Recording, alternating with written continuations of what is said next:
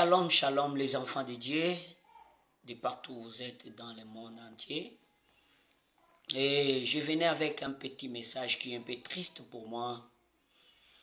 Parce que l'église corps du Christ du Congo, et non seulement du Congo, du monde entier, a perdu notre maman, la femme du pasteur Marcelo Tounas, maman Blanche Tounas. Et cela, c'est depuis le mercredi dernier que nous avions appris cela. C'était tellement touchant. Mais, une chose drôle, arrivé le samedi, je vis une vidéo d'une sœur chrétienne aussi. Et puis, j'espère que c'est une Congolaise qui maudissait le pasteur Marcelo. Elle a injurié tellement le pasteur parce que sa femme est morte. Je ne sais pas si, selon elle, le pasteur Marcelo est l'auteur de la mort de sa femme, selon elle. Mais ce qui m'a touché, c'est qu'elle est arrivée jusqu'au niveau de maudire. Elle a dit, je t'ai maudit. Et que jamais tu n'aies pas du bonheur dans le monde. Cela m'a tellement touché, ça m'a fait mal. Je me suis demandé si nous avions été créés comment nous les Congolais. C'est toujours nous qui injurions les gens aux réseaux sociaux. C'est toujours nous qui se comportons mal partout. Nous humilions nos autorités, les hommes de Dieu, les chanteurs. Mais c'est quoi ça? Je vous donne d'abord cette petite histoire de David et le roi Saul. David était déjà venu comme roi pendant que Saul ne connaissait pas. Et Dieu l'avait préparé. Dieu connaissait les pourquoi. Mais un jour, Saul était descendu pour chercher David. J'ai lu 1 Samuel 26. Je vais sauter parce que c'est une longue lecture. Les Ziphiens allèrent auprès de Saul à Gibéa et dirent à David, David n'est-il pas caché sur la colline de Hakila, en face du désert? Saul s'éleva et descendit du désert des Ziph avec 3000 hommes d'élite d'Israël pour chercher David dans le désert des Ziph. 5.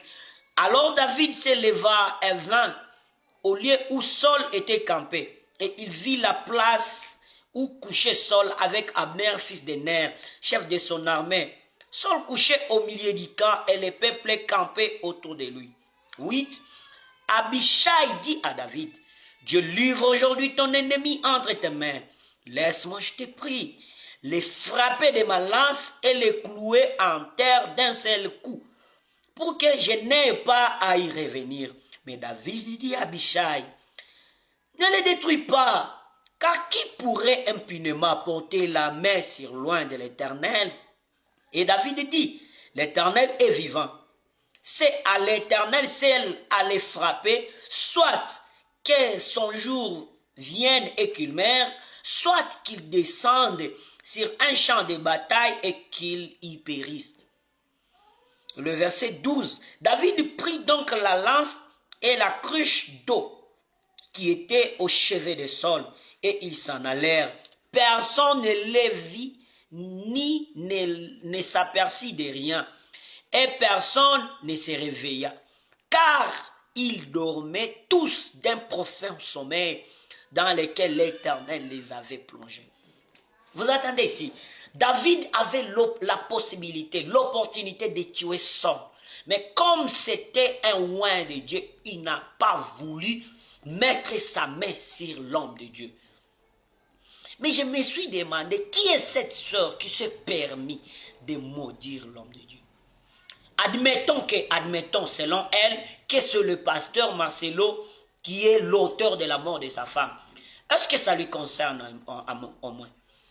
C'est le problème de l'homme de Dieu et son Dieu. Mais moi, je suis convaincu que le pasteur Marcelo, c'est un oint de Dieu. Il nous prêche surtout de la sanctification. C'est tellement une chose qui nous touche de nos jours au Congo et partout. Beaucoup de prophètes, beaucoup de pasteurs ne prêchent que sur la bénédiction et sur les biens matériels. Mais lui au moins nous prêche sur la sanctification. Mais si la mort est arrivée à sa femme, quel est son problème? Peuple de Dieu, soyons un peu sérieux. Au lieu de soutenir l'homme de Dieu pendant les durs moments qu'il traverse, c'est une mauvaise période. C'est une très mauvaise chose qui touche au cœur. Ça fait mal. J'ai suivi les obsèques hier. Vraiment, ça m'a touché. Il donnait les témoignages. Comment est-ce que la maladie est arrivée, comment est-ce que la mort est arrivée à sa femme. Mais toi, tu te permets de maudire l'homme de Dieu. Vraiment, ce n'est pas bon. La Bible nous dit en Romains 12, 14, bénissez ceux qui vous persécutent. Je peux lire un peu. Et c'est mon dernier verset juste. La Bible dit ceci. Bénissez ceux qui vous persécutent. Bénissez et ne maudissez pas. Nous, enfants de Dieu, nous, serviteurs de Dieu, nous sommes appelés de bénir et non de maudire. Quoi qu'il nous arrive, nous sommes appelés de bénir. Moi, c'est l'évangéliste Élisée Kuminga. Je suis aussi congolais. Je vis à Goma, mais présentement, je suis à Kampala, en Ouganda. Bien-aimés, aidez-moi à partager cette vidéo, afin que cette vidéo arrive à cette sœur, qu'elle se répande. Vraiment, elle doit se repentir. Parce que elle a mal fait. Je vous bénis. Abonnez-vous à mon compte TikTok et partagez cette vidéo. Soyez bénis au nom de Jésus.